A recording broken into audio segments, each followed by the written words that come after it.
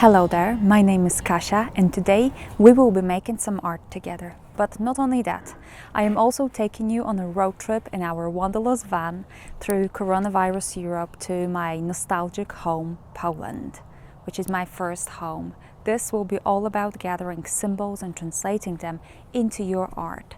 So I will lead you through the process and I will show you different parts that go into creating that piece of art. And then we will also visit one more home of mine.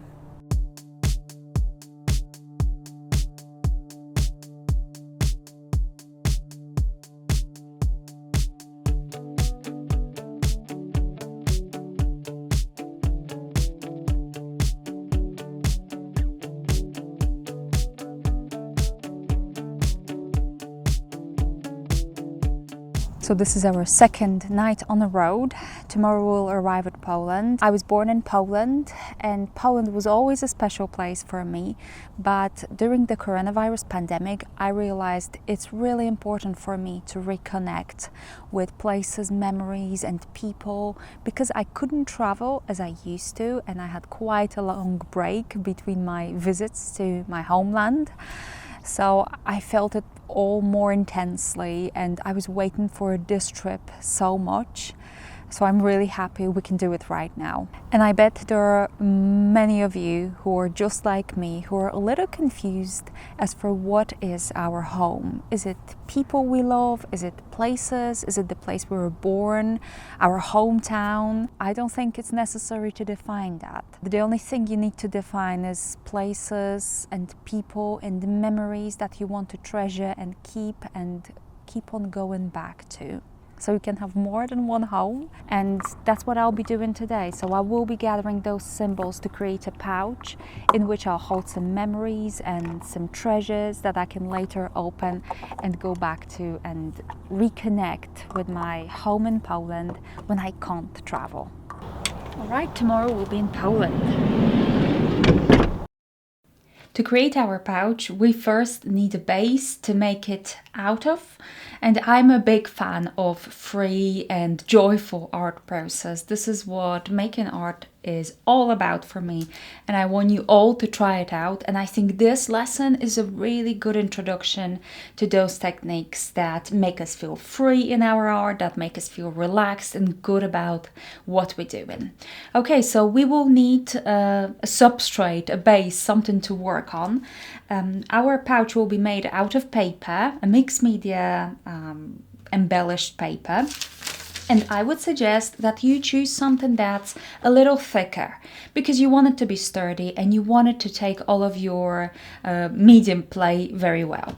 So I have watercolor paper sheet, a pad, and that's 140 pounds. So it's 300 grams per square meter.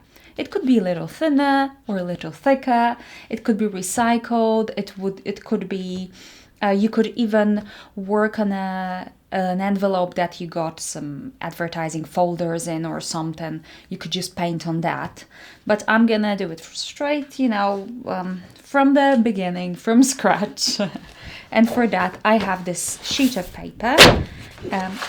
The pouch that we'll be doing will be half of this size. So I won't use all of this paper, but I think it's good, once we get wild with our paints, it's good to have some leftover collage paper for your next projects. So I will use that sheet and also get yourself, this is optional, but you could, and it's gonna be fun. Get yourself something a little thinner. So like a tissue paper, I have an old, like a sewn, don't know what's it called, sorry. But it's one of my mom's things because when I was a baby, she used to sew a lot and sell her clothes. So that's a treasure that we can already connect with the subject. And here I have another treasure. This is like a craft wrapping paper with a quote written by my friend. So we will paint on those two as well. Okay, and now if it's about those mediums that you need, whatever you have at hand, but I always go for acrylic paints because they're my, favorite favorite product. But since this is mixed media, I also have some watercolor paints. They go very well with acrylics, is no problem. I also have a stencil because maybe we'll just get a little bit into mark making, but most of all, and that's what we'll be starting with, I have some collage papers. Now, if it's about those collage papers, what's important is that they are all in neutral colors. Neutral colors, I mean white, black. A little bit of black is not bad at all, but also like, old paper color, creamy, kind of crafty color, or gray, because later we will specify our color palette and add more color with other mediums. So we need this base to be really, really neutral so we can be free to make our choices later. So what I am going to do first will be to cover only this sheet of paper with those collage papers. I'm going absolutely randomly, so there's no stress here, just a piece here and a piece there. You can cover it all, or you might want to leave some spaces wide. It doesn't matter. Just make sure it's all, without any bubbles and wrinkles, and just relax and just get it to a stage when it's basically almost all covered with some neutral color collage papers.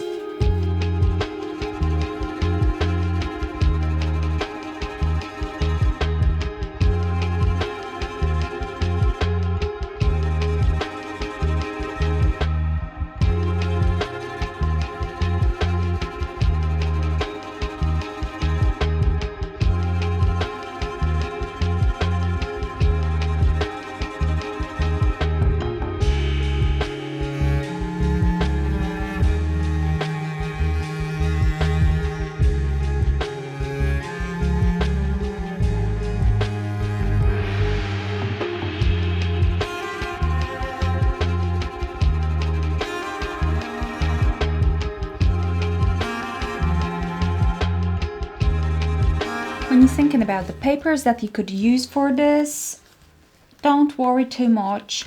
Don't use your biggest treasures because some of it will get covered with paints, and I want you to feel that freedom that you can cover with paints. Think of old books, old envelopes, recycle some stuff. If you want something particular, you can find it online, print it out. I also have like an old photograph here of me printed out of my window in the bedroom because it's just symbolic to me. So I've used that, but you have to keep in mind that it might get covered. Now, if it's about glue, I am using just plain PVA glue, which you can find in any craft shop or even like a pound shop or a dollar shop.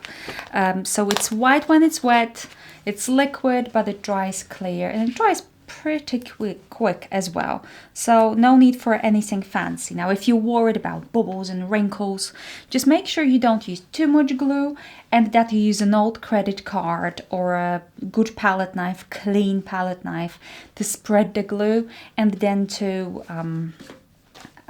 smooth out the paper before it starts drying.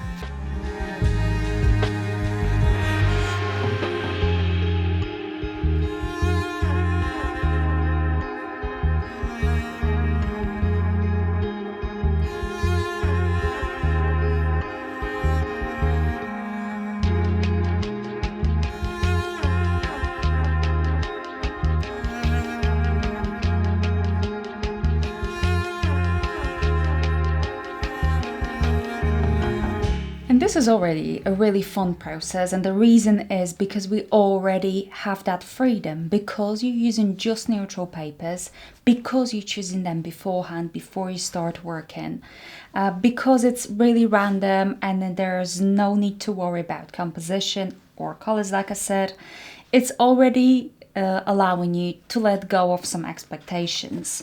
So my sheet of collaged everything is now dry. Now we will move on to some wet mediums, paints and inks maybe. So I would suggest put an apron on and put something to protect your table, an old piece of wallpaper or a piece of rag. I have one here, because you want to allow yourself that freedom. You don't want to worry that you're gonna, put paint on your clothes. The first step will be to bring it all together a little bit and to tone it down. It's beautifully messy, but to create something that will be visually pleasing, we need to tone some things down. We must. And I will be doing it with white gesso. You could equally use white acrylic paint or even white gouache if you have that, but ideally gesso or acrylic paint. You need a palette or something to put your gesso on. You don't need much. We'll be doing a dry brush technique. And here I have a brush, and that brush has to be rather coarse. I mean stiffer, not very soft, not for watercolors. And this brush is just slightly damp, very slightly. I wiped it on a piece of towel, and now I'm dipping it in that gesso or white acrylic paint, cleaning it on my palette, dipping it in other paint already accidentally, and then just brushing over that sheet of paper. Not everywhere, just in places. Get a little random. Again, if there are some things that you desperately don't want to cover, don't cover them.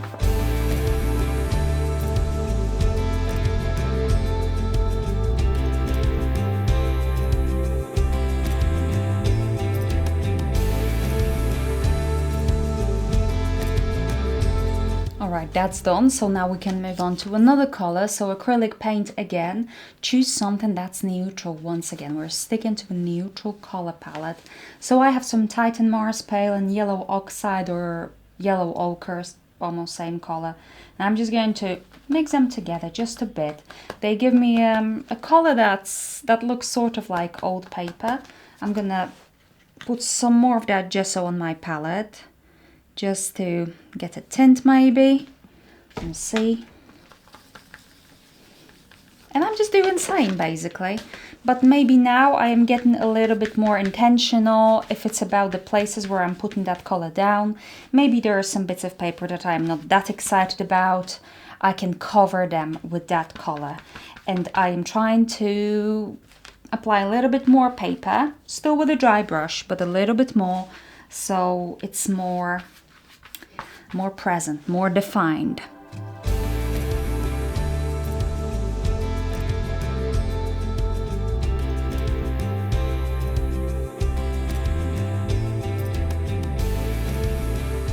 Now, while doing this, you might suddenly realize that this is not getting any coherent or brought together. Is the opposite, that you're creating more chaos. So I would say the reason why that's happening might be because your patches of color that you're doing right now might be a little bit too small. So just spread them out a little bit, make them a little bigger, or even connect them together so they meet, and then they will start becoming that focal point.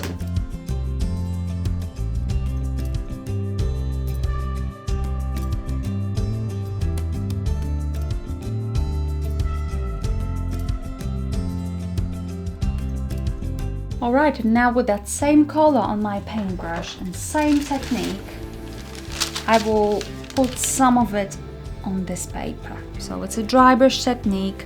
I can go quite lightly so it doesn't cover the important stuff that's on that paper maybe, but it does bring it together with that other sheet.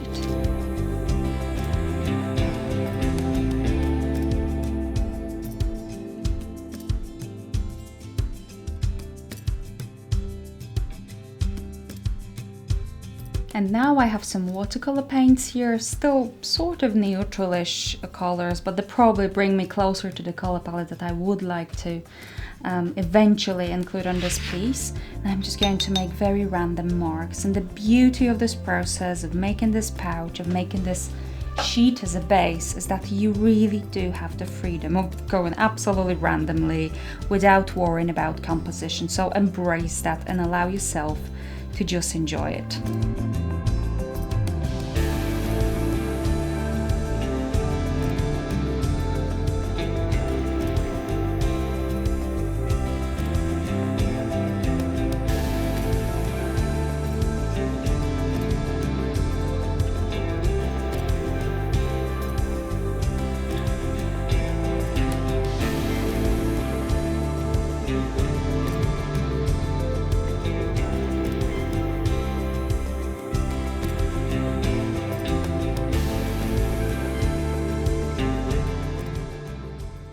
We have just arrived and I'm very excited. Both are very excited, all three of us. They're also really tired. Come on, Zippy. So what I'm going to be doing during this trip will be gathering some symbols for my art, for my pouch, in which I'll hold some memories that will later help me come back to this place. And I'm calling it art because to me everything that has some expression, that has some honesty, that has some feelings and emotion, that is art. So if you ever wondered if what you do deserves to be called art, then if you were honest when you were doing it, if you expressed something rather than copied something, then this was art. So the symbols that I will be looking at is sounds, visuals, even smells, conversations that I'm having, everything, all of that can be later translated into a visual piece of art, and I will show you how during my process. It's like these crows here. They've been here since I remember, and everyone fights with them and no one likes them and everyone hates the noise that they make. But to me, I associate that with being home, and everywhere, whenever I am in the world, when I hear that noise, I just think of this place. So I think they are quite an important symbol to me.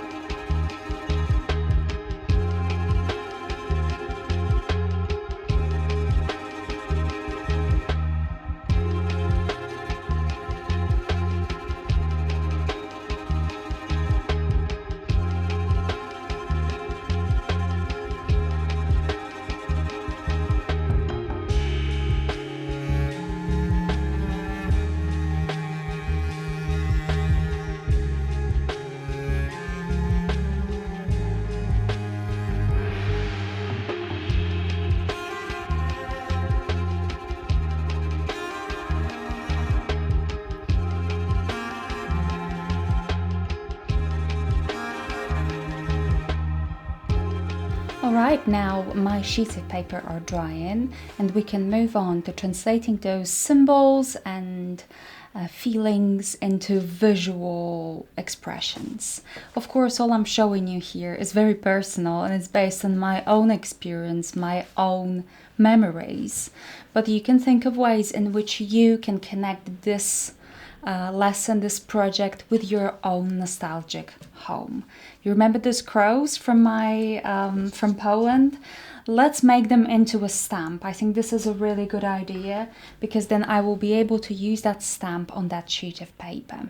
Now maybe you can think of another object that makes you think of home. Maybe it's an apple tree that you have there, so maybe you will want to make an apple stamp, or something else that will make you think of it and is fairly easy to simplify if it's about shapes. So birds are, apples are.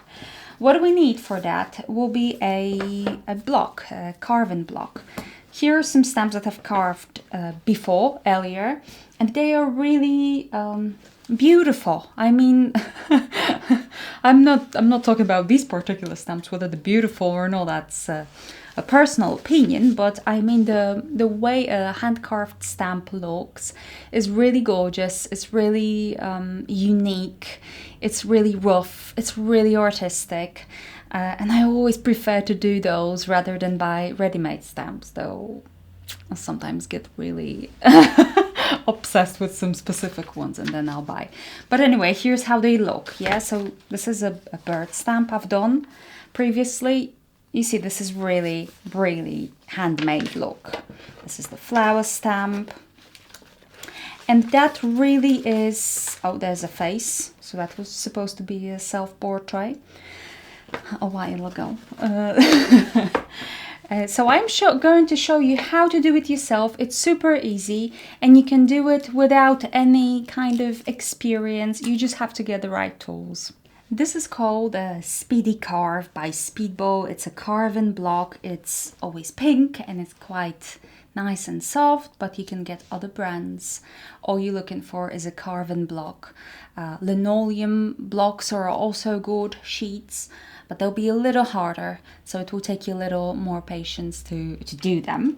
You also need something to cut. Now these stamp carven tools are fairly cheap and you can buy them in sets, but it's usually you get these ends together. These are called linoleum Speedball cutter. That's what you're looking for.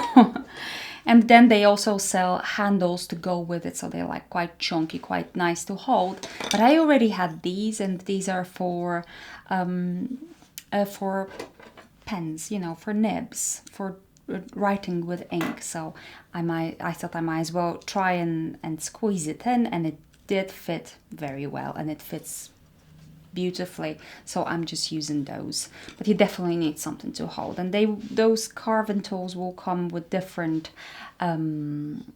thicknesses or sizes and shapes, allowing you to you know, get very precise and get very detailed in your work. If you like to get detailed, I don't. Okay, and then you also need a printout or some sort of a drawing or a reference picture, and a very soft pencil and an old credit card. It's a very soft pencil. That could be also a piece of charcoal like I have here. So what we're going to do, I'm going to cover those birds that I would like on my stamp with that charcoal. So I'm just going to try and get precise, you know, fill in those shapes with that charcoal, make sure they're all covered. All right, and now I didn't cover all of them because I don't need my stamp to be super big, and I'm going to flip it over, place it nicely on that carving block, get an old credit card, and the charcoal will transfer onto the block. It should, yeah, it did. Okay, and now all that's left is just carving. It's gonna take a while, but you know, I'm willing to do that. I would just add some more shapes probably, you know, they're quite crude, yeah. There's not much detail you can get in a stamp like this, but it's quite fun. So I will always start with a bigger tool to just get rid of the most of the you know, stuff that I don't need. I'll cut the block. I can use it for a smaller stamp later. So everything that's not black can go.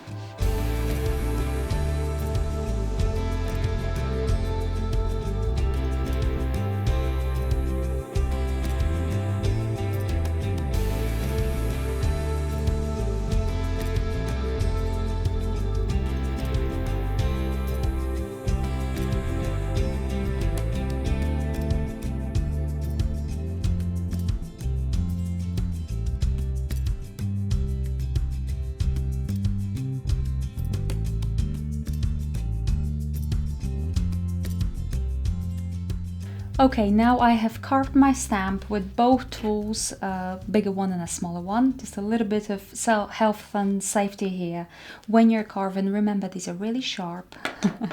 So try and carve away from your hand so your tool doesn't move, your block turns around, yeah? Don't carve like this or like this, because that's probably not very good. And also when you're cleaning your tool, I just find it easiest to just tap on my wooden table, and that I don't care much about, you know, because of course it makes dents because it's sharp. But you could equally use a pencil or something else to get rid of those little bits. You can even buy special tools to do that, but I don't think it's necessary. Just don't do it with your fingers. All right, so like I said, I've used both tools, but I think there probably still will be some things to fix. One thing I can suggest is that you go around the stamp, just around the edge a little bit, because it's around the edges where we usually press when we're stamping, and that could be as low as possible. In general, when you carve and you stamp, you don't need to go very, you don't need to carve out that much. Just a little bit of difference in the level in your carving block will give you already a good impression. But that rounding the edge is really good idea. Okay, so now we are going to start testing this stamp. I could actually do it on that, why not? So I have my stamp ink pad. This is called Ranger Archival ink in black. It's acid-free, permanent and waterproof, and that's quite important for this project. So a good ink pad that's permanent, and we will see how it looks. I mean, there will be lots of those little bits that you'll see, and that could be removed, but you already get quite a good idea as for what's going to be need to removed. Okay, so I moved it, but I can already tell also when I look at this stamp, you know, I can see where it's black, and it doesn't necessarily have to be black. I'm just going to remove that bit. But I never go for a totally clean look. I like when some of those lines show. Quite like it because it looks more homemade, handmade, more random, and I love random.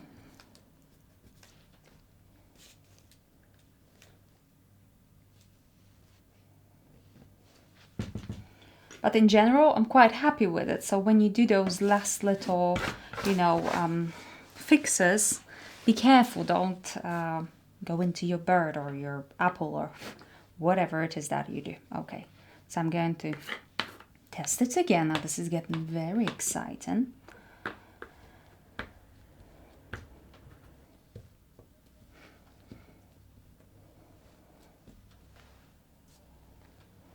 Okay, now that's good. I quite like that.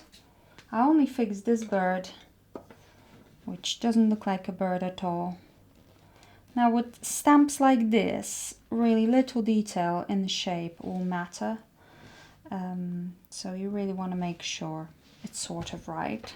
You can't get much detail, but you have to take care of the shape. Okay, so my stamp is ready. Now the second symbol I would like to include is the colors, the mood, the light. To me, Poland is always green somehow in my head, even though it's not, because it's got very, you know, varied seasons. In my head, it's always green because my parents' garden is so green, because there are so many fir trees. That is why I have this green on my color palette, and thanks to the fact that my collage sheet was in neutral colors, I can add it now.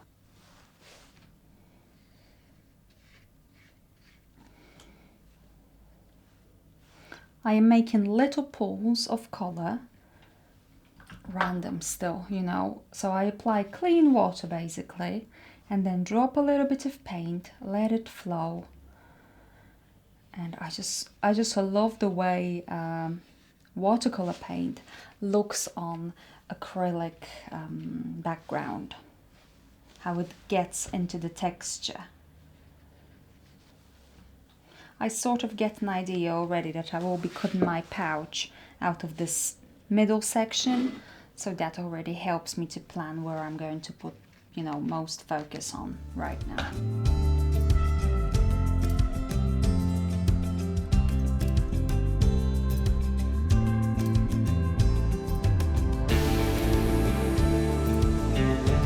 And now to take some of the excess of the paint off the paper, and to get nice texture, I also like to use a natural sponge. So you can just dip it in that wet paint and just play with it, make some marks. Also helps you soften some of the edges, because sometimes maybe you feel like the watercolor paint color is contrasting too much with the whole background. You want to tone it down. You could do it with a natural sponge. And now I'm going to add the last symbol. I'm just going to grab some drawing tool and repeat the pattern of those circles, because I'm thinking if I make them more rhythmic and if there will be more of them, it will remind me, I will associate that with a rhythmic sound of trains, because my family home is very near the train line, so we hear the trains often there. So I'm thinking this will be a good way of connecting. And my acrylic watercolor paint is still wet, so I'm just going to embrace that as well and just make some marks in it with my graphite stick.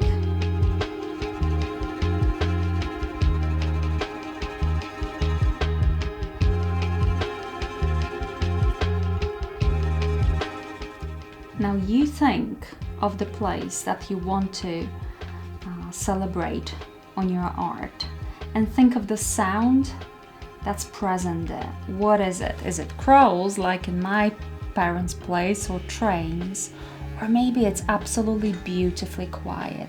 Now if it's absolutely beautifully quiet, maybe that means you want to make some spaces really smooth and the blank, so you might want to add another layer of gesso on top of your work.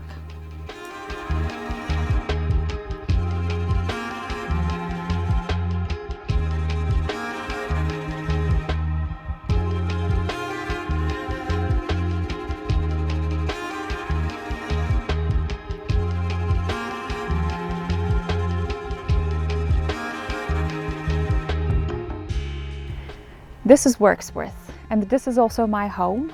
Even though we don't have a house here, we don't live here, but we're hoping to soon. This is a place where I feel very much at home and really comfortable and really good, and I know I want to be here. This is the first place where I came to when I moved to UK, when I came to live with Jamie. So maybe this is why I have so many nostalgic memories, but also I find the place really inspiring. There are just so many different views that you get in town, lots of walks, and it's probably that combination of memories, nostalgia, and also the beautiful visual side of this town that makes a perfect mix for me, that makes me feel like home here. One thing I like in particular at Wirksworth is the layers of the landscape. When you walk through town, you can see the layer of beautiful architecture, the ever-changing layer of wonderful nature, and then another layer of hills behind it, and the sky is always so big. And this is, to me, I find it really inspiring. I feel like painting and drawing here all the time. So this is why we are really hoping to live here one day soon, hopefully, make it our proper home. And that is why I always want to come back here. So you might want to think about making this project about a place that is like that for you. It doesn't have to be a place where you live. It doesn't have to be a place where you were born. It can be a place that feels really special, that you feel connected to. And maybe your memorabilia and your little treasures that you're gonna put in your pouch will connect with that place.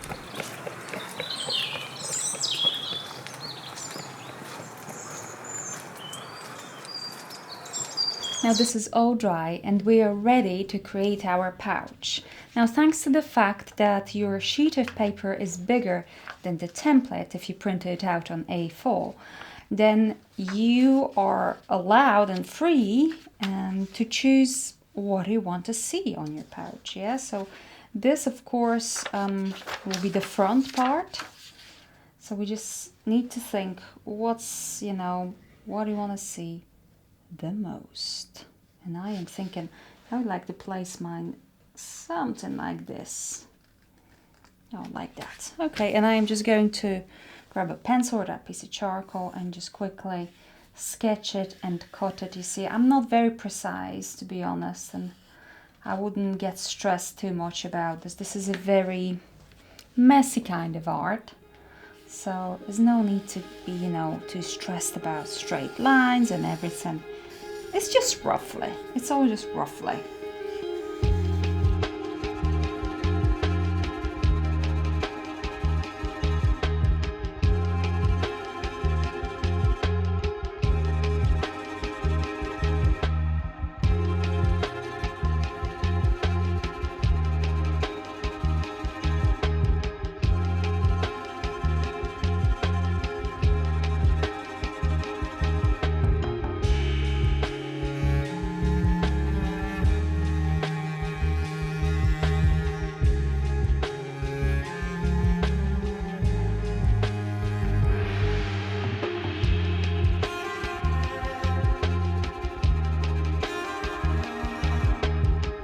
Now at this point, some bits might have come loose because there was a lot of collage papers, there was a lot going on, and now we were folding and painting over it, so you might want to just fix a few things with a glue stick. But that should be enough. Now you have to imagine how this will fold. We'll glue this together, and there will be this flap, so when you open, it's white. So you could paint it inside or do whatever else you like. I am just going to go with the stamp and just repeat the pattern just to get that kind of, you know, quite raw look.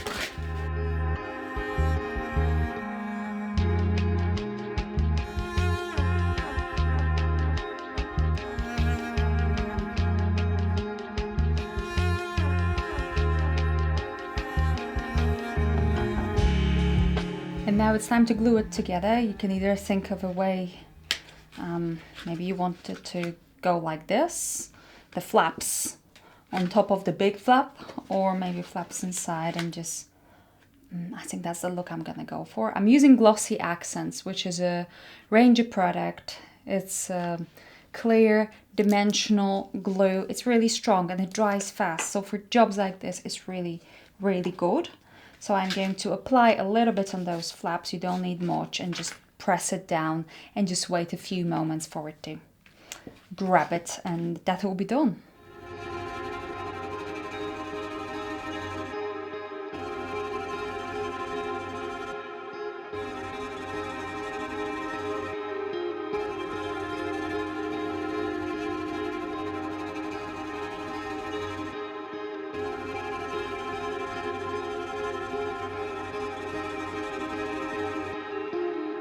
Now the last element was what I needed this for, the thinner paper.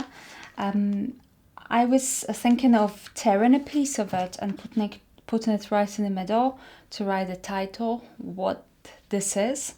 But then when I was just working with my pouch, I realized I have this really nice piece of paper and I just love this bit.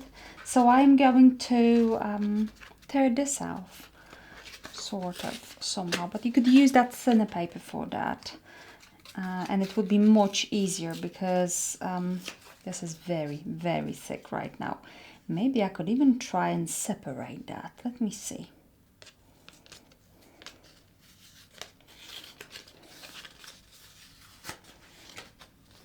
Yep, done it. Okay, so I'm just going to glue it down here.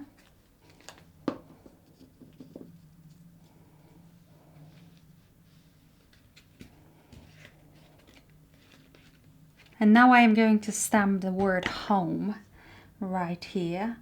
I'm using stamps, but you could just write the title or whatever it is that you would like to put in here with your pencil or a pen. The reason why we needed that small piece of paper underneath the title is because the whole background is very messy. If you would want to stamp home on that really messy background, then it would get lost. And right now it's going to turn into a focal point. Especially if you use a piece of charcoal or a piece of graphite to draw a little frame around that piece of paper and smudge it with your finger. It's gonna make it pop really, really well.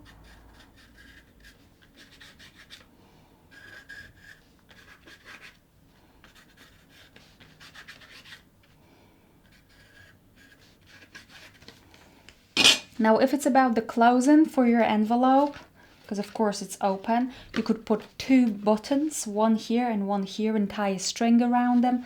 I really love washi tape, and I have washi tape that goes well with the whole subject because it's got stamps and it's got a little bird here.